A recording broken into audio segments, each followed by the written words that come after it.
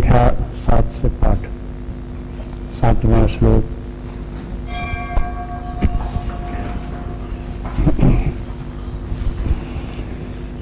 नीतस्य तो संन्यासः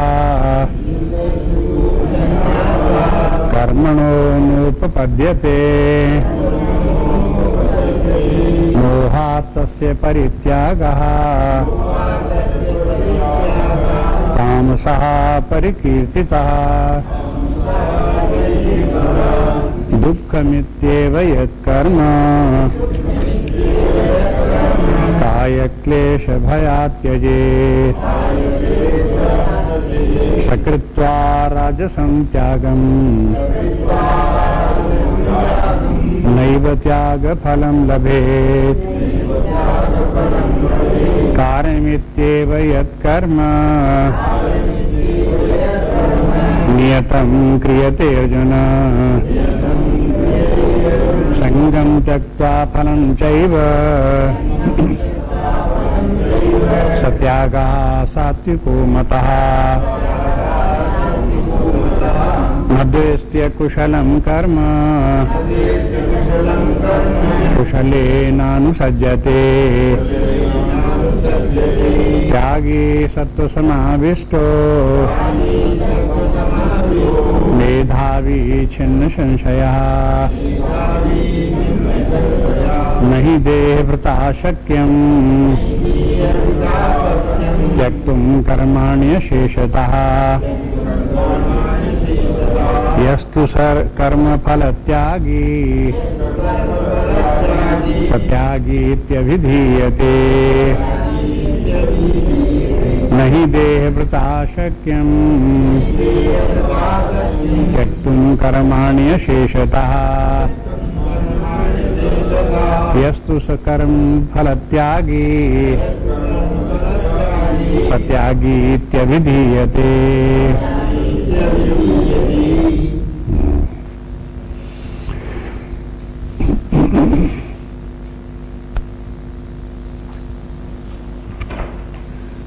तीसरे अध्याय में जो निष्काम कर्मयोग का वर्णन भगवान ने किया था उसी का वर्णन यहाँ कर्मयोग का हो गया और यह त्याग की प्रधानता से हो गया। कर्मयोग का नाम नहीं लिया, त्याग का नाम लेकर के हो गया। ये जो अपने शास्त्र हैं एक ही बात को अनेक प्रकार से कहते हैं, विभिन्न प्रकार के शब्दों को बोलते हुए, विभिन्न दृष्टिकोणों से बोलते हुए, इसलिए तरह तरह से बोलते हैं जिससे कि बात समझ में आ जाए। शब्द को पकड़ करके न बैठे, बात समझे। कर्मयोग के माने इतना नहीं कि कोई कर्मयोग शब्द को रट लिया वो कोई कर्मयोग नहीं, ऐसा नहीं है। कर्मयोग का जो तात्पर्य उसको समझेंगे। अब त्याग की दृष्टि से उसी कर्मयोग को देखें। हाँ?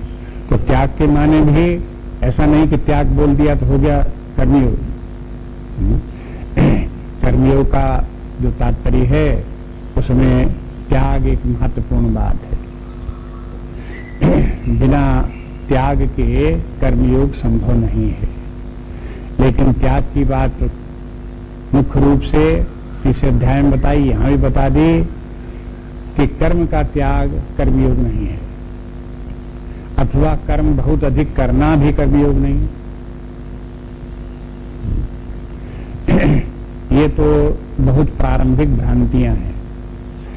ऐसी भ्रांति तो लोग नहीं करते कि कर्म का त्याग करके कहें कि कर्मयोगी हो गए हैं, ऐसा तो नहीं बोलते हैं। लेकिन ऐसा जरूर बोलते हैं कि हम सुबह से शाम तक बहुत काम करते हैं, हाँ? इसलिए क्या है, कर्मयोगी हैं। ये कर्मयोग नहीं हुआ। ये हो सकता है कि व्यक्ति कर्मठ है, ऐसा तो कह सकते हैं। बहुत काम करने वाला है, बड़ा परिश्रमी है, लेकिन इतने मात्र से वो कर्मयोगी नहीं हो गया। योग शब्द जो है उसे समझना चाहिए, ध्यान देना चाहिए। योग कहाँ प्रयोग होता है? जब परमार्थ की साधना के लिए व्यक्ति कोई लगता है और उस दृष्टि से कोई साधना करता है तब वो योग कहलाते हैं। बहुत काम करने वाला में योग नहीं है। ऐसे धर्म के मार्ग पर चलना भी योग नहीं है। सच्चाई ईमानदारी का जीवन जीना भी योग नहीं है।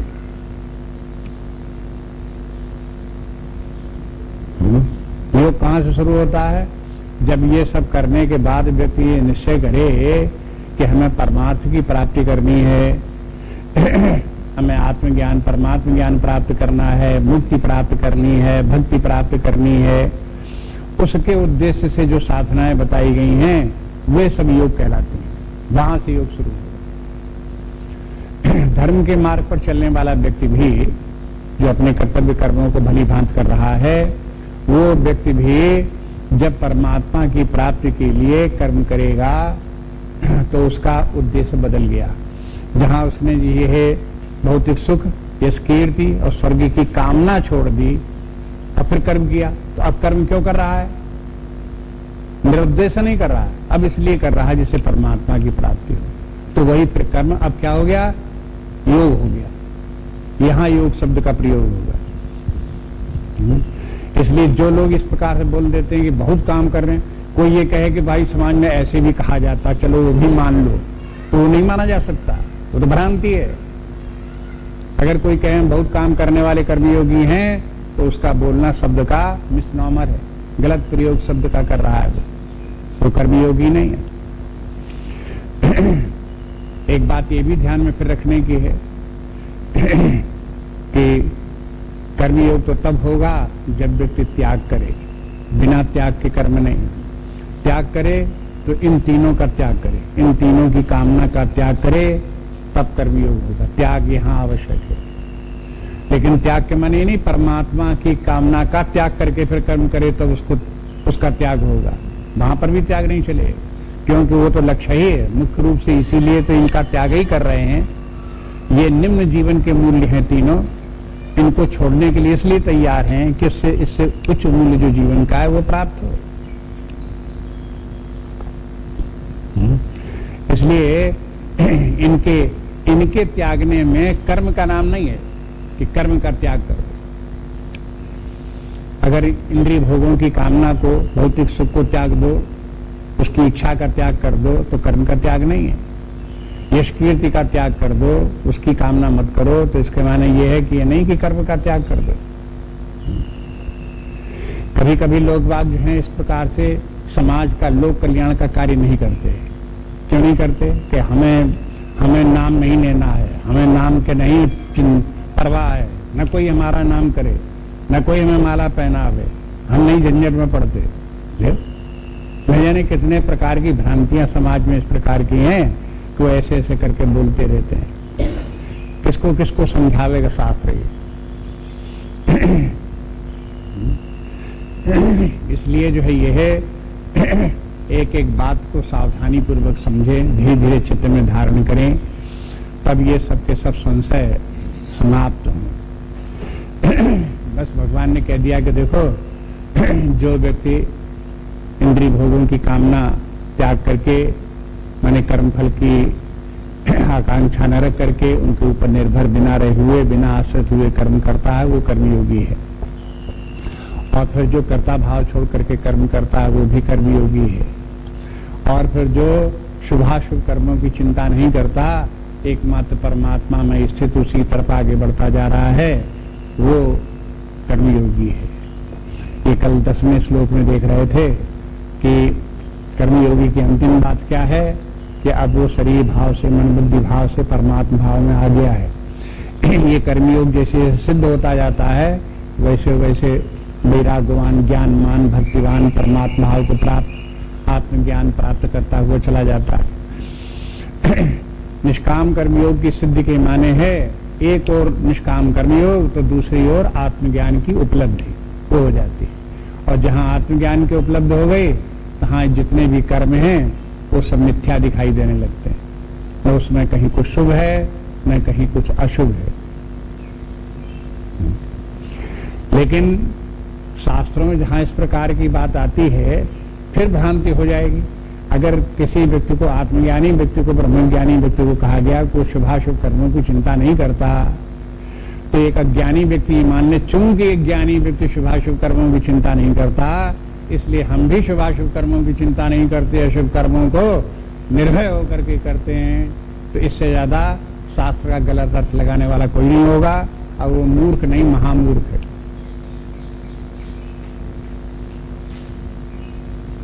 मूर्ख फिर भी ठीक है, क्योंकि शास्त्र का ज्ञान ही नहीं है। और महामूर्ख तब हो गया जो उसने शास्त्र का सहारा लिया और उसका भी गलत अर्थ लगा करके गलत रास्ते पे चल गया। ऐसे अब वो व्यक्ति ऐसे गड्ढे में गिरेगा जहां से निकलना मुश्किल है।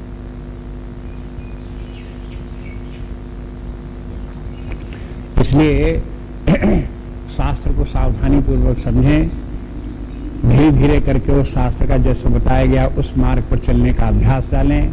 बुद्धि को उसी प्रकार से अपनी बुद्धि को बनावें, संयत बुद्धि को रखें और संयम के साथ में, एकाग्रता के साथ में, उत्साह के साथ में आगे साधना करते रहें और बढ़ते रहें।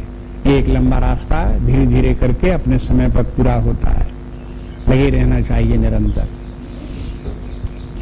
अब यहाँ चूंकि 10वें श्लोक में निष्काम कर्मयोग ने व्यक्ति को छिन्न संशया तक पहुंचा दिया, मेधावी बना दिया, छिन्न संशया बना दिया, मैंने आत्मज्ञानी हो गया, तत्वज्ञानी हो गया, वहां तक पहुंच गया। तो अब यहाँ पर एक प्रश्न और आ गया है, मैंने एक प्रसंग आ गया, वो ये आ गया कि ज्ञानी अज्ञानी में क्या अंतर है। ज्ञानी किस प्रकार का जीवन जीता है, अज्ञानी किस प्रकार का जीवन जीता है, ये बात जो है समझने के, ध्यान देने के लिए बोले। तो अभी 11वें श्लोक में ज्ञानी का नाम नहीं लेते, अज्ञानी की बात लेते हैं। मानो ज्ञानी की बात छिन्न संशय करके 10वें श्लोक में बता दी है, और वो अर्थ इसमें लग जाएगा 11वें श्लोक में वही अर्थ। अब यहाँ पे कहते हैं नहीं देहवृता शक्यम त्यक्तुम कर्माण्य शेषतः, जो देहभृत हैं वे समस्त कर्मों का त्याग नहीं कर सकते। तो ये स्टेटमेंट कैसा है, नेगेटिव स्टेटमेंट। इसे पॉजिटिव स्टेटमेंट बनाओ तो क्या बनेगा कि जो देहभृत नहीं है, आत्मज्ञानी हैं, आत्मभाव में स्थित हैं, वे ही समस्त कर्मों का त्याग कर सकते हैं। तो अर्थ लगाने के लिए इस प्रकार से अर्थ लगाए जाते हैं। देखो ये नहीं कि इसमें ये कहाँ लिखा है इस श्लोक में, इम्प्लीकेशंस भी होते हैं, इम्प्लीकेशन बाई इम्प्लीकेशन भी अर्थ लगते हैं। तो इसमें इम्प्लाइड है ये कि देहव्रत के माने क्या हुआ, जो देहव्रत हैं, शरीराभिमानी हैं, वो लोग कर्म का त्याग नहीं कर सकते, समस्त कर्मों। जो लोग सब कामों को छोड़ करके निठल्ले पड़े रहते हैं, बैठे रहते हैं, वो भी काम नहीं सब छोड़ सकते। उनको भी यही रहेगा कि भाई कहाँ थे, आराम कर रहे थे। आराम भी जैसे एक काम है, करना पड़ता है, और कर्ता भाव उस आराम में भी होता है।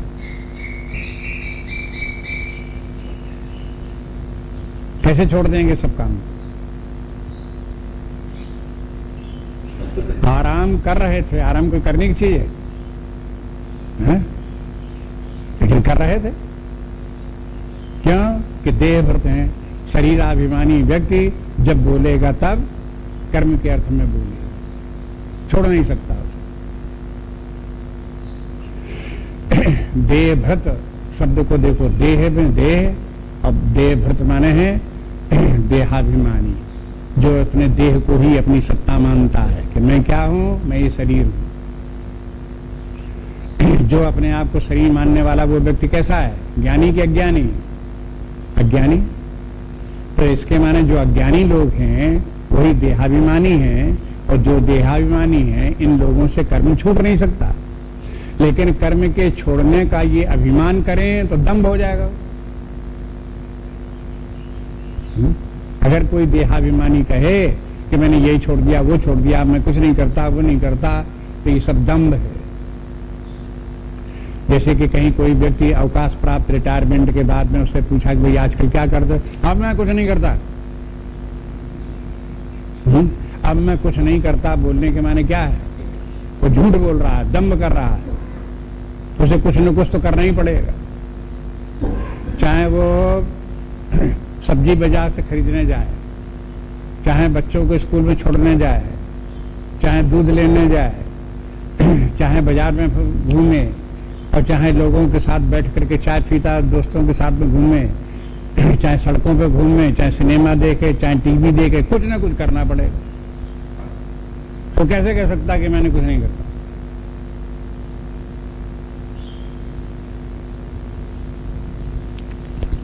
यही कहने का भगवान का मतलब ये है कि देहाभिमानी व्यक्ति से कर अशेषतः कर्मणा न त्यक्तुम शक्यम।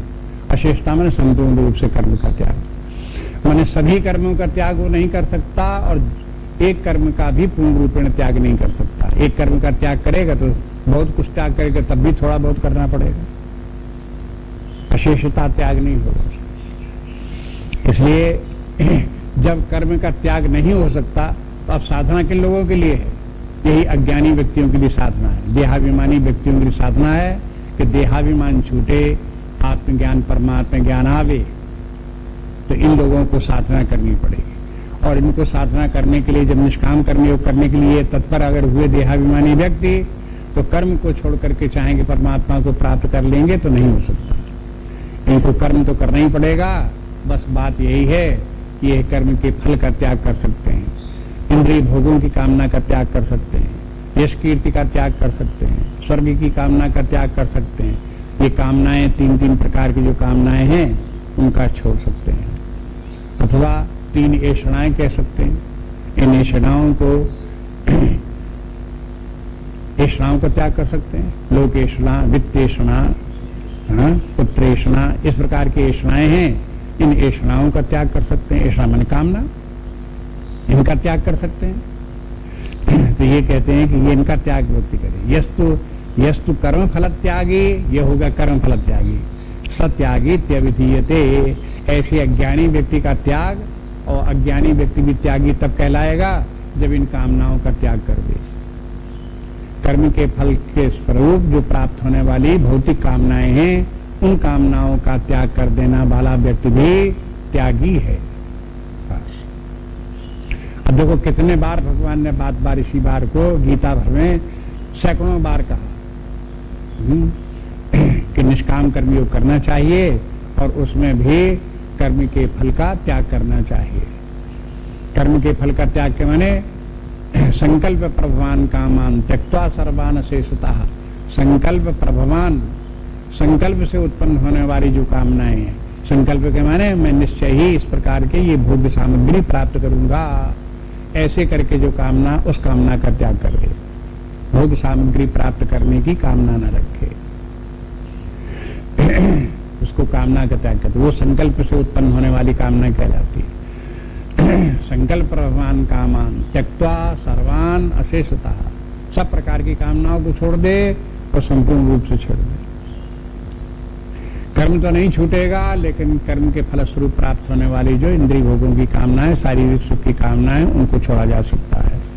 इतने मात्र से व्यक्ति त्यागी हो जाएगा। यहां बात आकर के ये बात पूरी हुई। लेकिन अभी इसका अर्थ ये भी हुआ कि जो ज्ञानी व्यक्ति हैं वो तो पहले साधना काल में तो उन्होंने इंद्रिय भोगों की कामना का त्याग किया, लौकिक कामनाओं का त्याग किया। उसके बाद फिर उन्होंने कर्ता भाव का त्याग किया। तो उसके बाद जहां कर्ता भाव इत्यादि का त्याग किया तो शरीर भाव छूटने लगा। जब ये समझ में आने लगा कि कर्ता हम हैं ही नहीं, तब कर्ता, जब कर्ता नहीं है तब वो उसका जो है वो व्यक्ति के कर्म का त्याग होने लगा। अब देखो ज्ञानी व्यक्ति भी अपने आत्मभाव में स्थित होकर के देखता है, परमात्मा भाव में स्थित देखता है कि अब मेरे सारे कर्म छूट गए। लेकिन जिस ज्ञानी व्यक्ति के कर्म छूट जाते हैं उनको भी वासनाएं रहती हैं, मन बुद्धि रहते हैं, प्राण रहता है, शरीर रहता है, तो ये सब डिसअपियर नहीं हो जाते हैं। ज्ञान के साथ के सब डिसअपियर हो जाए, ये भी सब रहते हैं, सबके सब और रहते हैं, और इनके द्वारा कर्म भी होता है। लेकिन कर्म होते हुए भी ज्ञानी व्यक्ति कर्म नहीं करता, उसने सब त्याग दिया। यदि कोई व्यक्ति देहाभिमान छोड़ दे, देहाभिमान स्थूल शरीर का अभिमान, सूक्ष्म शरीर का अभिमान, कारण शरीर का अभिमान, देहाभिमान, तीनों देहों का अभिमान अगर छूट गया तो आत्मभाव में आ गया, उसका कर्म भी त्याग छूट गया। जब तक देहाभिमान है तब तक कर्म रहेगा, वो छूट नहीं सकता, कर्ता भाव भी रहेगा। इस प्रकार से बात समझ लें। तो इसलिए कहते हैं ये कि त्याग का स्वरूप क्या बना। यहाँ यहाँ पे समझा दिया भगवान। अब आगे श्लोक में और देखिए, अब थोड़ी प्रारंभिक बात भगवान बताते हैं कि अज्ञानी लोग जो कर्म करते हैं और कर्म के फल में आग्रह रखते हैं अथवा कर्ता भाव रखते हैं, उनकी समझ कितनी कच्ची है ये आगे समझाते हैं भगवान। अनिष्ट मिष्ट मित्रम च मिश्रम च प्रविधम कर्मणः फलम भवत्तत्यागिनां प्रेत्य न तो सन्यासिनां क्वचित् अनिष्ट मिष्ट मिश्रम च प्रविधम कर्मणः फलम भवत्तत्यागिनां प्रेत्य न तो सन्यासिनां क्वचित्। अब शाब्दिक अर्थ देख लो पहले इसका। कहते हैं एक तो अनिष्ट अनिष्टम और दूसरा इष्टम और तीसरा मिश्रम, माने इष्ट और अनिष्ट मिला हुआ।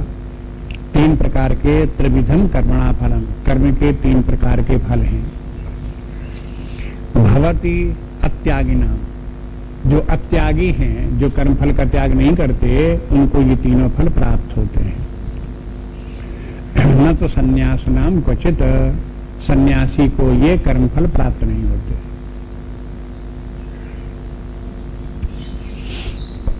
देखो महत्वपूर्ण श्लोक है, ध्यान देने के लिए, विचार करने के लिए एक बात, महत्वपूर्ण बात है। कर्म फल, अब बात चल रही, एक तो देह वृताम है और दूसरे जो है वो हो इसके विपरीत ज्ञानी व्यक्ति है।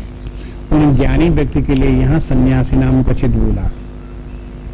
सन्यासी जो है ये आत्मज्ञानी व्यक्ति है।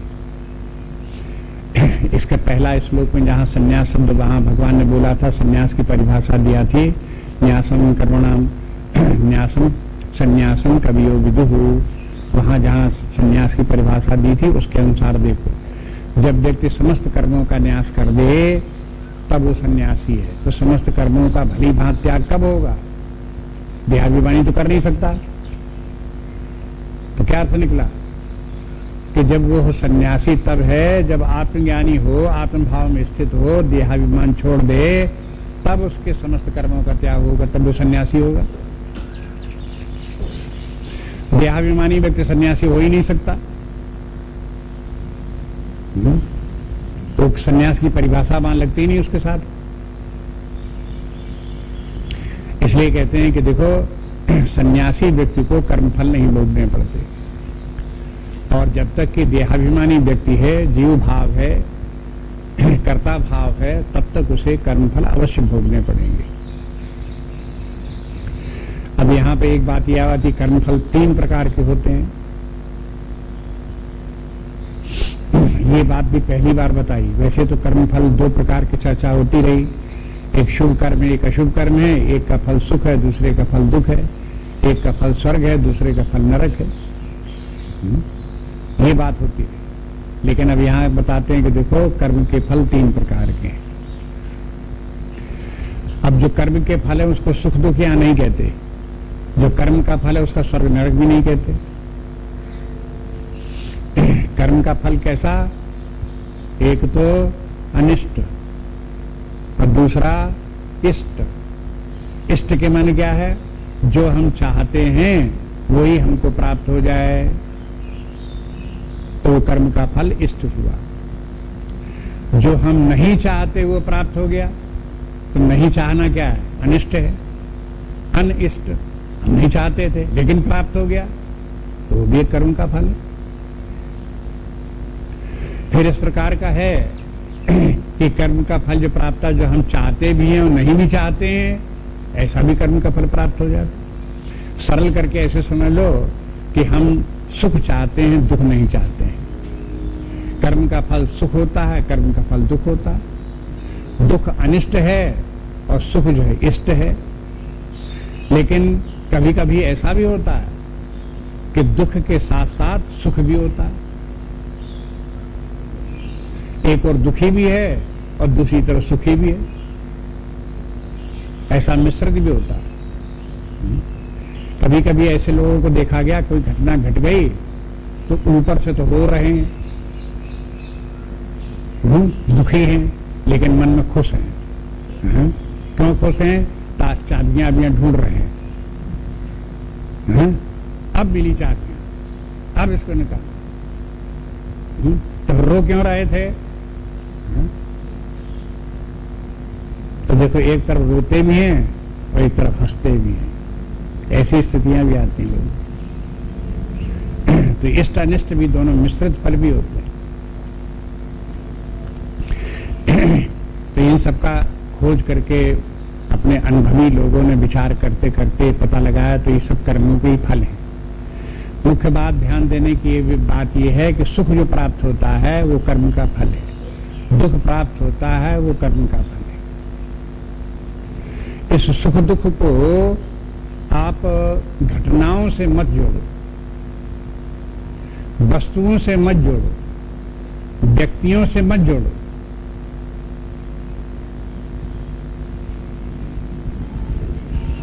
यहां इष्ट के माने ये नहीं है कि आप पुत्र चाहते थे, पुत्र प्राप्त हो गया तो इष्ट की प्राप्ति हो गई, आप धन चाहते तो धन मिल गया तो इष्ट की प्राप्ति हो गई, ये तात्पर्य नहीं।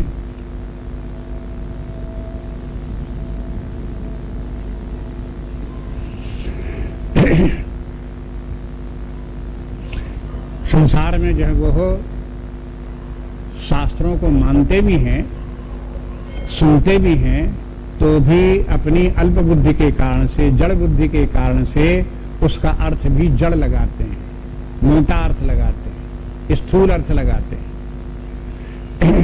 बाह्य जगत के अर्थ लगाते हैं, अपने आंतरिक जगत लगाते हैं। जबकि अध्यात्म विद्या अपने आंतरिक जगत की विद्या है, बाह्य जगत की विद्या नहीं है। लेकिन अर्थ लगाते हैं बाह्य जगत में, यहां गलती हो जाती है। कर्म का फल बाह्य जगत की वस्तुओं में नहीं है। कर्म का फल ये नहीं कि ये बिल्डिंग मिल गई कर्म का फल है, ये वस्तु मिल गई ये कर्म का फल है, ये सब कर्म का फल नहीं है। कर्म का फल व्यक्ति के अपने अंदर है। ये है कर्म जो व्यक्ति ने पहले किए वो वासना रूप में कारण शरीर में संचित है। वे 3 काम करते हैं। ये वासनाएं जो संचित कर्म है 3 काम करते हैं। एक तो काम ये करते हैं कि वे सुख दुख देते हैं।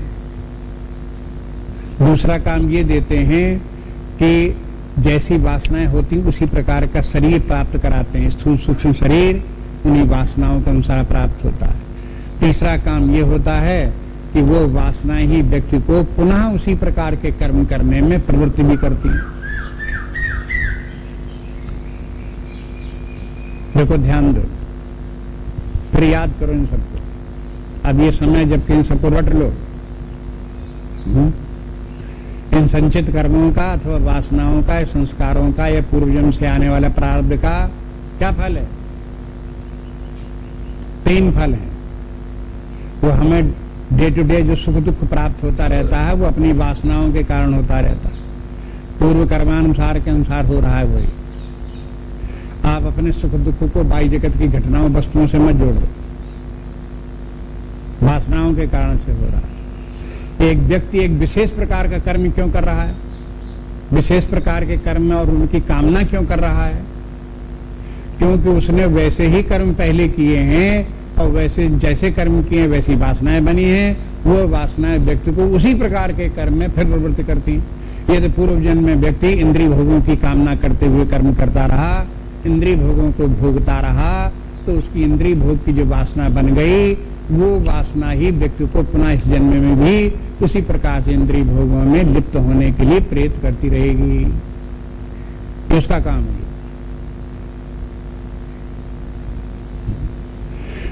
तीसरे, अब व्यक्ति को सुख दुख प्राप्त हो तो सुख दुख कैसे? आत्मा में थोड़ी प्राप्त हो जाए। सुख दुख के लिए बुद्धि चाहिए, अंतःकरण चाहिए, मन बुद्धि चाहिए।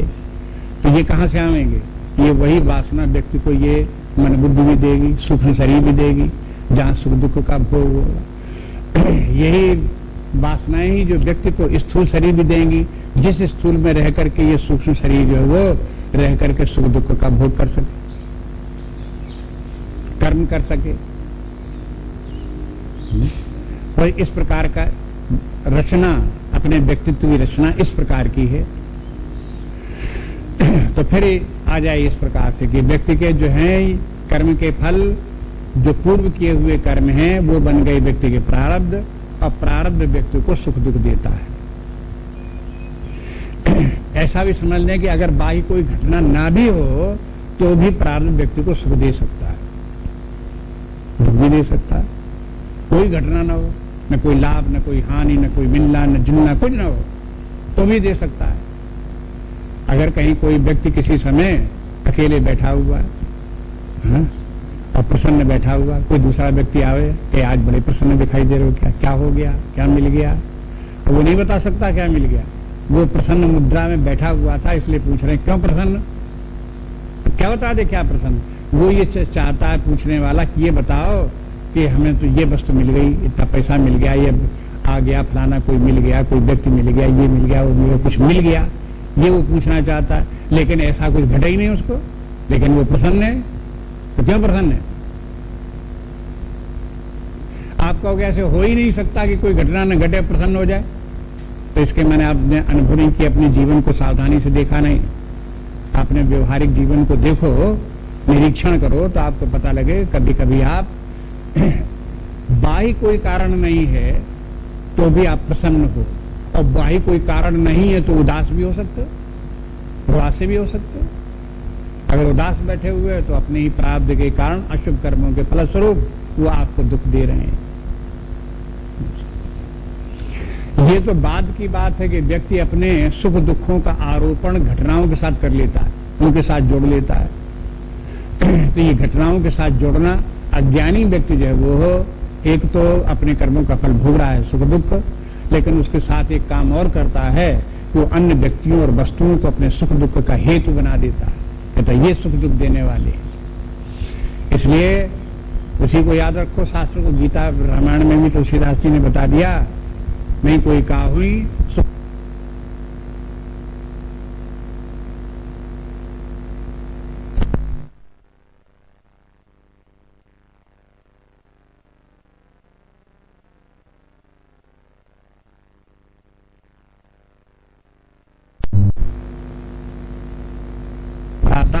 वो व्यक्ति अपने कर्मों के फल। आप इस चौपाई को रटोगे, दूसरे दिन फिर भूल जाओगे। हाँ, आपका पर्स खो गया तो रोने लगो कि देखो कौन सा प्रारब्ध उदय हुआ, हमारा पर्स खो गया, दुर्भाग्य देखो। हाँ? तो पर्स का खोना जो है वो दुर्भाग्य नहीं है। पर्स के खोने के बाद जो आपको दुख हो रहा है वो दुख आपका दुर्भाग्य है, वही आपके कर्मों का फल है।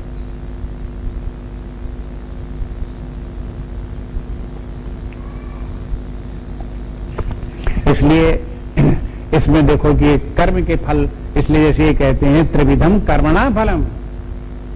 अगर ये सुख दुख इत्यादि, इष्ट अनिष्ट इत्यादि कर्म के फल न होते तो ऐसे साफ साफ जैसा कि दुनिया कहती है ऐसे ही कहा जाता कि भाई जब कहीं किसी व्यक्ति को कोई वस्तु मिल जाती है तो सुखी होता है, कोई हानि हो जाती है तो दुखी होता है।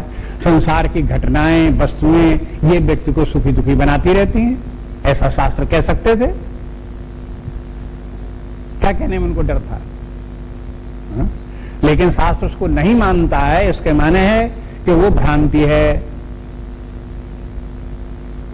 शोध करने पर, अनुसंधान करने पर पता लगा कि सुख दुख का संबंध व्यक्ति के अपने अपने कर्मों से है। इसलिए जब कभी भी चाहे बाई घटनाओं के कारण से भी सुख दुख लग रहा हो तो भी व्यक्ति को समझना चाहिए कि हमारे प्रारब्धानुसार है, हमारे कर्मानुसार है। ये अभ्यास डाले धीरे धीरे करके। इससे लौकिक फल भी हैं इसके, माने इस ज्ञान के, चाहे व्यक्ति को आत्मज्ञान न हुआ हो, चाहे कर्म के बंधन से न छूटा हुआ हो, लेकिन शास्त्र की बात इतनी मान ले कि जो सुख दुख होता है वो हमारे कर्मानुसार ही हमको हो रहा है, तो इसके कारण क्या होगा, उसका एटीट्यूड व्यवहार में क्या हो जाएगा, वो किसी से बैर भाव नहीं करेगा, कहीं झगड़ा फिसाद करता नहीं घूमेगा, कहीं परेशान होता हुआ नहीं घूमेगा। वो सब समझ लेगा कि जो कुछ हो रहा है हमारे प्रारब्धान सा होकर के उसी कारण से हमें सुख दुख हो रहा है। इसके माने नहीं कि अगर कुछ गड़बड़ कारण होते हैं तो उनको होने देगा, उनका उपचार अपने स्थान पर करेगा, उनकी व्यवस्था अपने स्थान पर बनाएगा, लेकिन उनके कारण से अपने आप को दुखी नहीं मानेगा। ऐसा भी हो सकता है कि कोई आत्मज्ञानी व्यक्ति हो और उसको ये सुख दुख न होते हो, कर्म के बंधन से छूट गया हो, तो उसे जीवन के सुख दुख नहीं होंगे, केवल आत्मा का आनंद प्राप्त होगा, विश्राम शांति प्राप्त होगी। ये दूसरे प्रकार की एटीट्यूड स्थिति है, ये तो उसे प्राप्त होगा। लेकिन व्यवहार काल में गड़बड़ी भी हो सकती है, ठीक भी हो सकता है कुछ, तो उसके लिए वो उपाय व्यवस्था करता रहे। जैसे शरीर में व्यक्ति, ज्ञानी व्यक्ति के शरीर में रोग लगे तो क्या करेगा? दुखी तो नहीं होगा, लेकिन शरीर को स्वस्थ करने के लिए जो उपचार आदि की जरूरत होगी, परहेज है, औषधि है और जो कुछ आवश्यकता होगी वो करता रहेगा। अज्ञानी व्यक्ति को क्या होगा? अगर शरीर में रोग हो गया तो सबसे पहले तो दुखी होगा और बाद में उसका उपचार और बाद में जो कुछ करना है वो तो बाद में होगा। दुख पहले पहले चलेगा। ये जो दुख है ये दुर्भाग्य व्यक्ति का अपने पापों का फल है। बीमार होना, रोग लगना पापों का फल नहीं है, वो तो प्रकृति की घटनाएं हैं। एक बात ये भी देखो, तो ये प्रकृति इसी प्रकार की है, यहां कुछ भी स्थायी नहीं है, यहां सब बनने बिगड़ने वाला है। जब एक दिन जो कुछ बनता है एक दिन दूसरे दिन बिगड़ जाता है। खेत में देखो, एक दिन बीज बोया तो उसमें अंकुर निकल रहे हैं, पेड़ बढ़ा रहा है, बढ़ रहा है, बढ़ रहा है, एक दिन आता खेत काट दिया, उसके दाने निकाल लिए, खेत खत्म हो गया। इसी प्रकार शरीर पैदा हुआ, बड़ा हुआ, बुढ़ा हुआ, टूटा फूटा, नष्ट हुआ, खत्म हुआ। ये तो प्रकृति की घटनाएं सर्वत्र हो रही। पेड़ पौधों को देखो, कीट पतंगों को देखो, पशु पक्षियों को देखो, मनुष्य को देखो, ये तो सब जगह इसी प्रकार से हो ही रहा। बरबस होई कैसे होती हैं? रात दिवस की नाई।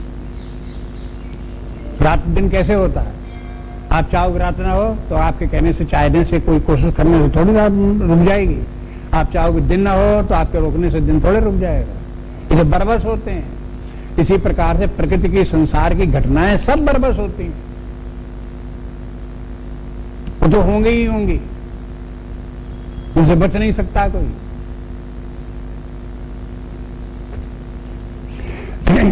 बस ये है कि व्यक्ति इन घटनाओं के बीच में भी रहते हुए अपने आप को असंग रख सकता है, निर्लेप रख सकता है, और वो आत्मज्ञान है, वही ब्रह्म विद्या है। उसी का नाम ब्रह्म विद्या है। क्या ये संसार को इसी प्रकार से उथल पुथल वाले संसार को चलने दो, इसी प्रकार संसरण करने वाले संसार को चलने दो, इसमें जो भला बुरा हो रहा है, बन बिगड़ रहा है, उसको होने दो। उसको आप कहीं कोई, आप उसे अच्छा कहोगे तो बेकार है, बुरा कहोगे तो बेकार है, क्योंकि जगत ऐसा ही है। अगर एक जादूगर जादू से आपको रुपयों का ढेर इतना लगा दे, तो उस जादू में, और उस जादूगर ने दूसरा खेल ये दिखाया कि एक व्यक्ति को उठा करके टेबल पर लिटाया और उसके पेट के ऊपर आरी चला दी, 2 टुकड़े कर दिए। अब बताओ, वो एक आदमी के 2 टुकड़े कर दिए, वो जादू अच्छा है कि जो 1 लाख रुपए, करोड़ों रुपए का एक ढेर लगा दिया रुपयों का, वो जादू अच्छा है? हा? एक शुभ है, दूसरा अशुभ है, एक भला है, दूसरा बुरा है। क्या उसमें भला बुरा है? सब जादू है। जैसा ये जादू इतने रुपए बना दिए जादू है, तो ऐसे उसका पेट काट दिया तो वो भी जादू है। क्यों से अच्छा कहते, क्यों से बुरा कहते? ऐसे संसार में जाने कितनी घटनाएं घट रही हैं। अरे संसार इतना बना और एक दिन प्रलय भी हो जाए तो भी उस ज्ञानी व्यक्ति कुछ नहीं, वो तो जानता है ये सारा जगत इसी प्रकार से बना करता है, ऐसे ही बिगड़ा करता है।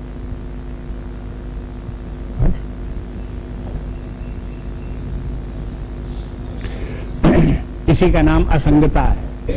असंग रहने का अभ्यास करें। बिना ज्ञान के असंगता नहीं, बिना ज्ञान के असंगता नहीं, असंगता के बिना संन्यास नहीं। उसी को चाहे संन्यास कहो, चाहे उसी को असंगता निर्लेपता कहो, चाहे उसी को ब्रह्म ज्ञान कहो। एक दृष्टि से इस स्थिति को प्राप्त करना चाहिए व्यक्ति को। कोई व्यक्ति इस संसार को नहीं बदल सकता, इस दुनिया को नहीं बदल सकता, न इसका बना सकता, न बिगाड़ सकता, न बदल सकता। ये तो जैसा है तैसा रहने वाला है। बस ये सीखो कि इसमें कैसे रहा जाए कि हम सुख दुख से प्रभावित न हो।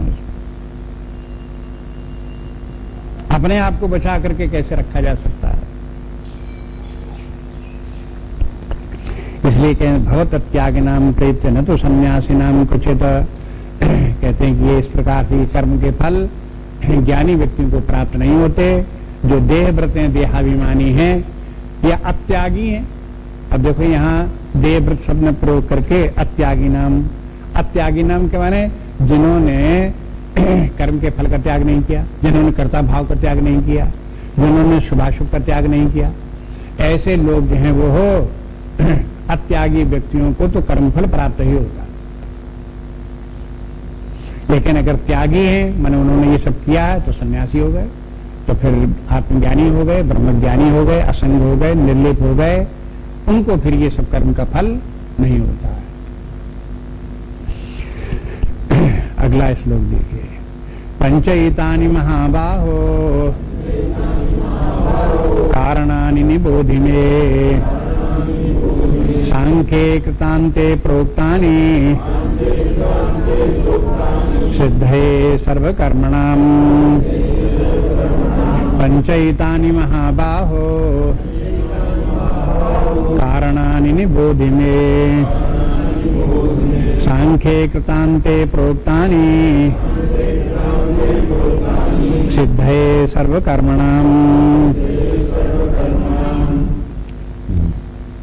इस श्लोक में दो प्रकार के व्यक्ति हैं। एक व्यक्ति वो हैं जो अज्ञानी व्यक्ति हैं, शरीराभिमानी हैं, कर्ता भाव रखने वाले, एक उनका वर्णन है। और दूसरे ज्ञानी व्यक्ति हैं, सन्यासी व्यक्ति हैं, असंग है, उनका भी वर्णन है। दोनों का कंपैरिजन एक प्रकार से चल रहा है। दोनों का साथ साथ कि एक दूसरे को देखो, दोनों पक्षों के ऊपर विचार करो। कर्म के प्रसंग बताते हैं कि देखो हर व्यक्ति को, जैसे शरीराभिमानी है, उस शरीराभिमानी व्यक्ति को कर्ता भाव है, तो कर्ता भाव भोक्ता भाव रखने वाले व्यक्ति को कर्म का फल जरूर ही प्राप्त होता है, इष्ट हो अनिष्ट हो मिश्रित हो। अब ये कहते हैं कि जो कर्म होता है, अब उसको देखो। कहते हैं ये कर्म जब होता है उसमें प्रत्येक कर्म में 5 फैक्टर काम करते हैं, ये बताते हैं। और उसमें वो पांचों का सहयोग रहता है तब कर्म होता है। अब इसका इम्प्लीकेशन क्या है ये बाद में देख लेना। पहले इस बात को समझो कि पंचैतानि महाबाहे महाबाहो कि हम आप तुम्हें बताते हैं, ये निबोध में हम तुमको समझाते हैं, तो हमसे जान लो कि कारणानि पंचैतान सर्वकर्माणि, सभी कर्मों के जो कर्म होते हैं उनके कर्मों के होने का प्रेरक या कर्म कराने वाले 5 फैक्टर हैं। कारणानि, कर्म के कारण 5 हैं। ये कैसे मालूम हुआ? कहते हैं ये प्रोक्तानि सांख्ये कृतान्ते, ये बात सांख्य ने बताई। सांख्य जो है वो कृतांत है, उस सांख्य कृतांत ने ये बात बताई कि जब कोई काम करता है तो उसमें 5 फैक्टर काम करते हैं। तो ये 5 फैक्टर तो अपने आध्यात्मिक हैं। जब कोई व्यक्ति कार्य करेगा तो ये 5 फैक्टर काम करेंगे। उनका नाम आगे बताते हैं अगले श्लोक में। आप देखोगे अर्थशास्त्र पढ़ाया जाता है, इकोनॉमिक्स, वहां पर आता है प्रोडक्शन का चैप्टर। जब प्रोडक्शन का चैप्टर आता है तो उसमें क्या बताया जाता है कि कोई प्रोडक्शन जब होता है तो उसमें कितने फैक्टर काम करते हैं? 5 करते हैं। बिना 5 फैक्टर के, अब वो तो भौतिक दृष्टिकोण से उन्होंने ढूंढा, और यहां जो ढूंढा वो आध्यात्मिक दृष्टि से ढूंढा। यहां जो फैक्टर हैं वो बाह्य जगत वाले नहीं है, दूसरे फैक्टर हैं, क्योंकि ये आध्यात्मिक है। इसलिए इसको आप भौतिक अर्थ लगाने लगोगे, 5 फैक्टर काम करते तो कोई 5 गिनने लगोगे भौतिक वाले, अध्यात्म विद्या गई इसके माने पर आगे वंचित हो गए।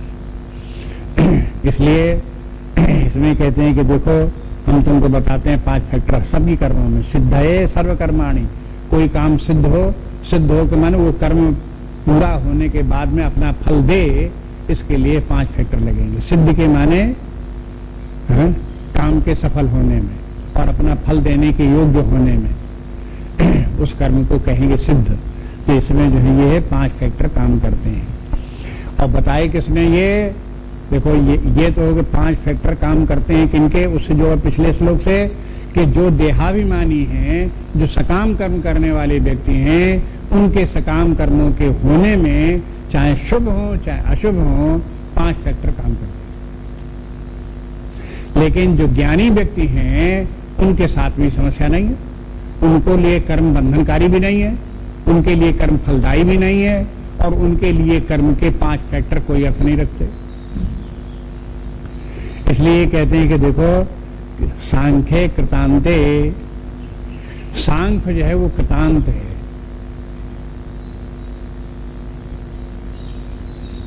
सांख्य के माने क्या है, ज्ञान। दूसरा अध्याय जो गीता का उसका क्या नाम है, सांख्य योगो नाम द्वितीय अध्याय। सांख्य योग माने ज्ञान का वर्णन उसमें, जहां ये ज्ञान हो कि आत्मा क्या है, परमात्मा क्या है, ब्रह्म क्या है, जगत की उत्पत्ति कैसी हुई, प्राणी क्या है, ये सब जहां वर्णन आता है वो सब ये सब सांख्य कहलाता है। प्रकृति पुरुष का जहां विवेचन है, माया क्या है, ये सब सांख्य है। ये जो सांख्य है, ये ज्ञान है, ये क्या कार्य करता है, ये कैसा है, इसका एक विशेषण है, ये कृतांत है। कृतांत के माने कर्म का अंत करा देने वाला।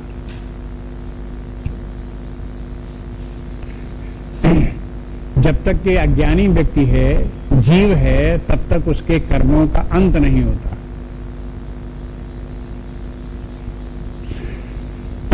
अज्ञान की एक विशेषता ये है कि व्यक्ति बार बार जन्मता रहता है, बार बार मरता रहेगा, बार बार कर्म करता रहेगा, बार बार कर्मों का फल भोगता रहेगा। ये ऑटोमेटिक मशीन की तरह से काम चलता रहेगा। अपने आप ही व्यक्ति जब कर्म करने के बाद में जो उसके कर्म करने के फलस्वरूप जो उसकी वासनाएं बनेंगी, वो वासनाएं ही उस व्यक्ति को पुनः कर्म करने में लगा देंगी, और कर्म का जो फल प्राप्त होगा वो फिर नई वासनाएं बना देंगी, और नई वासनाएं व्यक्ति को फिर कर्म में लगा देगा। इस प्रकार से कर्म का चक्र निरंतर अज्ञानी व्यक्तियों में चलता ही रहता है, इसका कभी अंत नहीं होता। इसलिए ब्रह्मसूत्र के उपोद्घात का जो मैंने प्रारंभिक भाग था, जिसमें शंकराचार्य ने उपोद्घात लिखा ब्रह्मसूत्र का, उसकी भूमिका लिखी मानो। उस भूमिका में एक जगह शंकराचार्य जी लिख देते हैं, कहते कि देखो ये है अज्ञान अथवा ये कर्म का बंधन, ये कभी छूट नहीं सकता। आगे कुछ नहीं कहते, ये कभी छूट नहीं सकता। तो अब दूसरे लोगों ने अध्ययन करने बैठे, उन लोगों को समस्या बन गया। इसके माने फिर शास्त्र बेकार है, कर्म का बंधन कभी छूट नहीं सकता, कभी कोई मुक्त हो नहीं सकता, तो मुक्ति की बात बेकार है। तो जो शंकराचार्य जी के ऊपर भी, भाष्य के ऊपर भी सुरेश्वराचार्य इत्यादि ने जो वार्तिक लिखा है, उसमें उनके सामने ये प्रश्न आया। तो उन्होंने ये कहा कि शंकराचार्य जी के कहने का मतलब ये है कि यह कर्म चक्र इस प्रकार का है कि ये निरंतर जन्मांतर चलता रहता है। जब से ये सृष्टि प्रारंभ हुई तब से कर्म का चक्र चला रहा है। जब तक सृष्टि चलती रहेगी तब तक कर्म का चक्र चलता रहेगा, और जीव इसी प्रकार से कर्मों का सुख दुख इत्यादि फल भोगता चला जाएगा। जब प्रलय आएगी तब क्या होगा, सृष्टि का प्रलय हो जाएगी, जीव भी अपने कारण रूप में चले जाएंगे, और उसके बाद में जब दूसरी सृष्टि प्रारंभ होगी तब उन्हीं जीवों को फिर ढूंढा जाएगा कि जिनके कर्म चक्र चल रहा था, उनको फिर सेट कर दिया जाएगा उस नई सृष्टि में, और वो फिर अपना कर्म चक्र फिर चलाने लगेंगे। और दूसरी सृष्टि में भी इस प्रकार से वे कर्म के बंधन से छूटेंगे नहीं। इसी प्रकार से तीसरी कर्म फिर सृष्टि प्राप्त होगी, उस सृष्टि में भी फिर ये लोग जो हैं, ये है जीव आएंगे, फिर अपने उसी कर्म चक्र में बंधे हुए सुख दुख भोगते हुए अपनी यात्रा, जीवन यात्रा करते रहेंगे। शंकराचार्य जी का ये तात्पर्य है। लेकिन शंकराचार्य जी का यह तात्पर्य नहीं कि यह किसी उपाय से इनको मुक्ति नहीं होगी। वो उनका कहने का ये है कि अपने आप से किसी व्यक्ति का ये कर्म चक्र छूटता नहीं है। उसका उपाय एकमात्र सांख्य है, ज्ञान है, आत्मज्ञान है, ब्रह्म ज्ञान है, परमात्मा की प्राप्ति है। वही एकमात्र ऐसा उपाय है जिससे कि व्यक्ति कर्म के चक्र से छूटता है। इसलिए सांख्य को, ज्ञान को कृतांत कहते हैं। कृत का अंत करने वाला कृतांत। संस्कृत में कृतांत के माने यमराज भी है। यमराज को भी कृतांत कहते हैं। यमराज को कृतांत क्यों कहते हैं? क्योंकि यमराज जो है सबके कर्मों का फल देता है। तो जो कुछ कर्म व्यक्ति ने किए हैं उन कर्मों का फल जो देने वाला है वो भी कृतांत है। जहां कर्म का फल मिल गया तो फल समाप्त हो गया, कर्म भी समाप्त हो गया। तो ये कर्म जो है ये किए हुए सकाम कर्म है, वे अपना फल दे करके समाप्त हो जाते हैं। और फल दिलाने वाला कर्म का फल, कभी कभी ऐसे कर्म के फल होते हैं जो व्यक्ति अपने आप नहीं भोगना चाहता, तो उनके लिए भुगाने के लिए किसी दूसरे फैक्टर की जरूरत पड़ती है। वो जबरदस्ती करके उन कर्मों का फल भुगावे। तो वो कौन है? वो कृतांत है। वो कृतांत जीवों के शुभाशुभ कर्मों का जबरदस्ती फल भोग करवाता है, इसलिए उसे कृतांत कहते हैं। और सांख्य को भी कृतांत कहते हैं। ये दूसरे अर्थ में कृतांत है। यहाँ कृतांत के माने ये है कि कर्ता भाव ही समाप्त कर देता है ज्ञान। जहाँ कर्ता भाव समाप्त हो गया तो कर्म का फल होगा ही नहीं फिर उसके बाद में। इसलिए जो फल देने वाले कर्म हैं, शुभाशुभ फल देने वाले कर्म हैं, वो ज्ञान उन कर्मों की जड़ काट देता। इसलिए आगे शुभाशुभ कर्म भी नहीं होंगे और फिर शुभाशुभ उनके फल सुख दुख वो भी नहीं होंगे। इसलिए भी ज्ञान को भी कृतांत कहते हैं। तो जो कृतांत है, सांख्य जो कृतांत है, वो सांख्य कहता है कि कर्म के फल 5 हेतुओं से होते हैं। उसका ये कहना है। अब देखो आगे 5 फैक्टर्स हैं 14वें श्लोक में। अधिष्ठानम तथा कर्ता कारणम च पृथक विधम विविधाश्च पृथक चेष्टा दैवं चैवात्र पंचमम्। अधिष्ठानं तथा कर्ता कारणं च पृथक विधम् विविधाश्च पृथक चेष्टा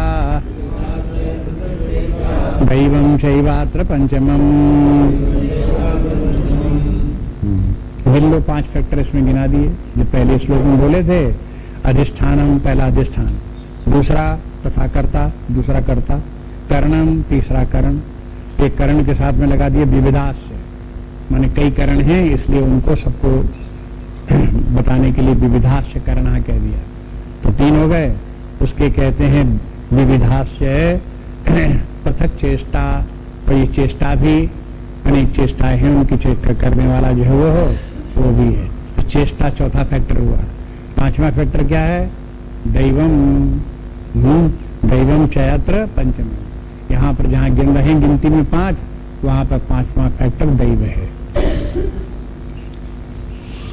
अब ये 5 फैक्टर क्या क्या हैं इनको यहाँ देखो। इनके शब्द कुछ कुछ इस प्रकार के हैं कि आपको जल्दी इनका अर्थ समझ में नहीं आएगा। ये है अधिष्ठान, अधिष्ठानम तथा कर्ता, यहाँ जो अहंकार है वो करता है। करणम, करणम 5 कर्मेंद्रियां 5 ज्ञानेन्द्रियां। ये करणम चेष्टा, ये प्राण चेष्टा। और दैवम पंचमम 5वां देव। दैवम के माने कर्मेंद्रियों के देवता, ज्ञानेन्द्रियों के देवता, प्राण के देवता, मन बुद्धि के देवता और सब देवताओं का देवता। ये 5 फैक्टर है। तो कार्य करने में आप देखोगे कि संपूर्ण शरीर जो है ये है इस प्रकार के चेतना सहित, परमात्मा सहित ये समस्त शरीर जितने भी हैं ये सभी फैक्टर काम करते हैं, तब कार्य होता है। कार्य का संपादन शरीर के भीतर होता है। आप ये मत समझो कार्य के 5 फैक्टर हैं तो जब कोई काम करेगा तो उसे कुदाला चाहिए, फावड़ा चाहिए, तब काम होगा। इनसे मतलब नहीं है। यहाँ सबके सब अपने भीतर ही है सब। क्योंकि अध्यात्म विद्या है, इसलिए कर्म जो अपने अंदर हो रहा शरीर प्राण मन बुद्धि के द्वारा। तो एक बात तो ये, पहले बात ये कि आप शरीर ही को समझो कि सारा कार्य शरीर कर रहा है, तो भी गलत बात। शरीर भी काम करने के लिए आवश्यक है, उसकी भी आवश्यकता है, लेकिन शरीर ही सब काम नहीं करता।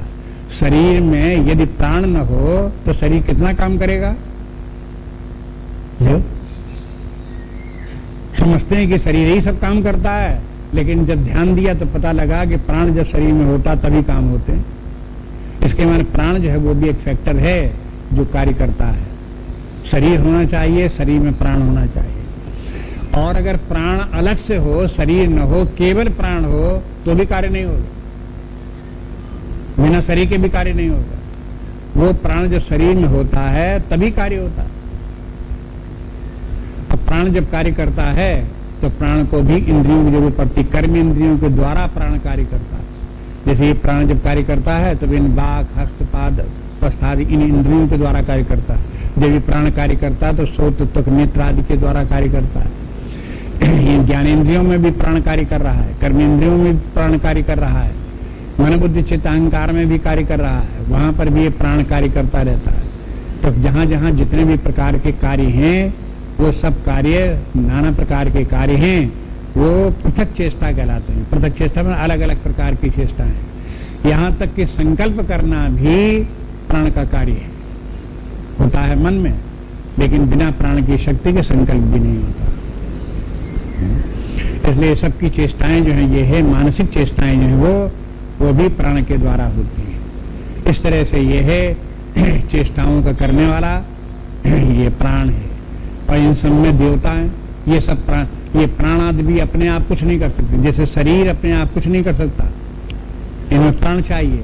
इसी प्रकार प्राण, कर्मेंद्रियां, ज्ञानेन्द्रियां, मन बुद्धि भी अपने आप कुछ नहीं कर सकते। इनमें परमात्मा का चैतन्य विद्यमान होकर के इनमें चिदाभास होना चाहिए। जब तक वो चैतन्य विद्यमान नहीं होगा, रिफ्लेक्टेड में नहीं होगा, तब तक ये सबके सब काम स्वयं नहीं कर सकते। इसलिए दैवम को भी जोड़ना पड़ता है उसके साथ।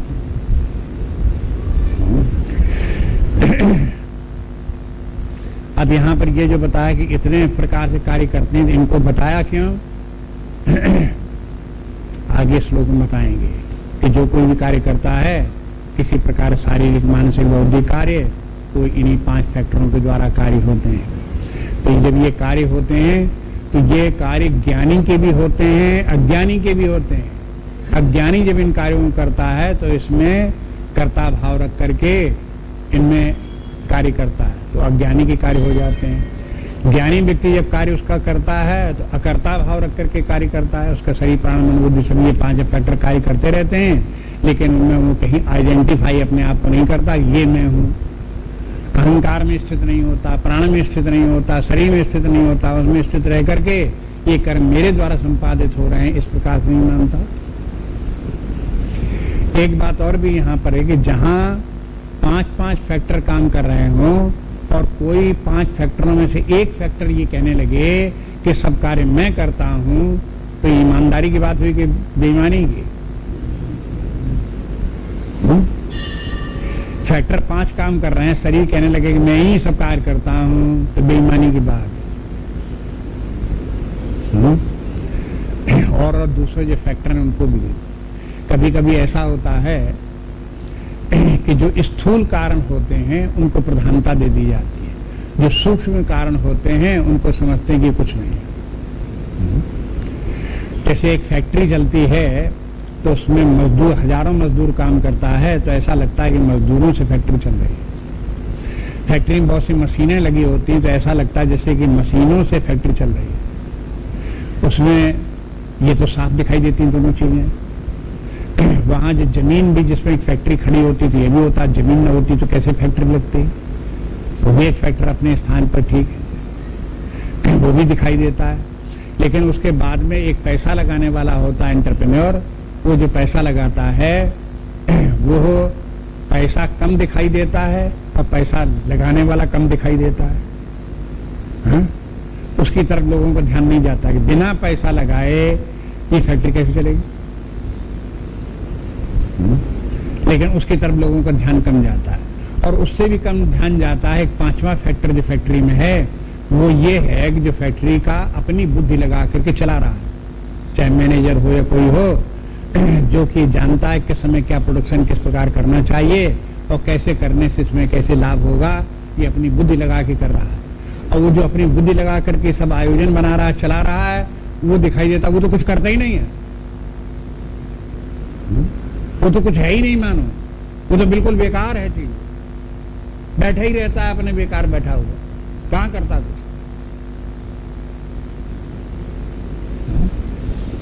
ये संसार की रीति इस प्रकार की है कि संसार की रीति है जो स्थूल को महत्व देती है, जबकि बिना सूक्ष्म के ये स्थूल चल नहीं सकता, बिना पैसे की फैक्ट्री चल नहीं सकती, बिना फैक्ट्री के चलाने का ज्ञान रखने वाले व्यक्ति के ये फैक्ट्री नहीं चल सकती।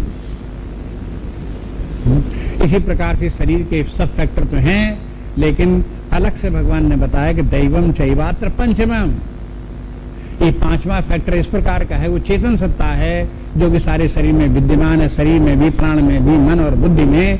वो न दिखाई दे, न अनुभव में आए, न ध्यान उधर की तरफ जाए, तो भी उसके बिना तो शरीर चल ही नहीं सकता,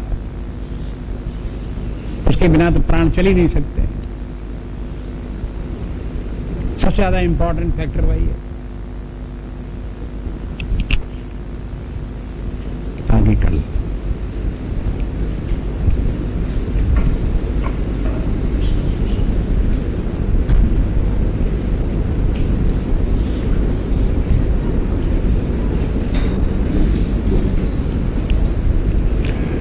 नान्या स्पृहा रघुपते हृदय स्मदीये, सत्यं वदामि च भवान् अखिलान्तरात्मा, भक्तिं प्रयच्छ रघुपुङ्गवनिर्भरां मे, कामादिदोषरहितं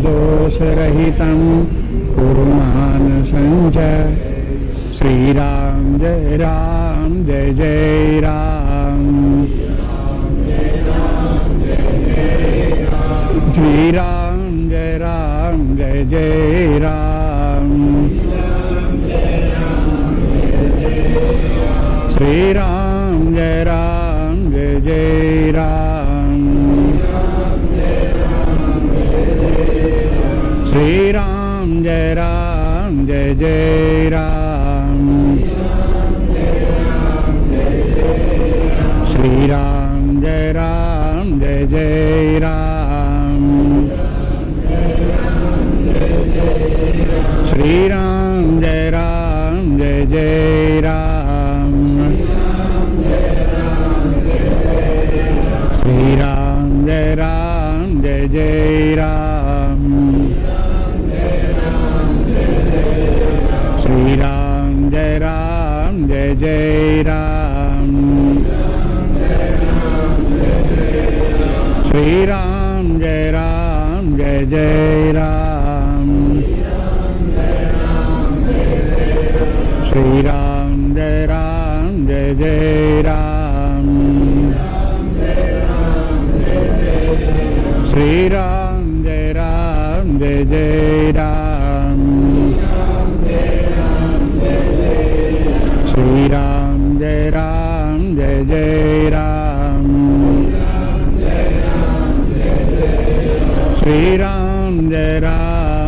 जय राम, श्री राम जय जय राम, श्री राम जय जय राम, श्री राम जय जय राम, श्री राम जय जय राम, जय जय राम, जय जय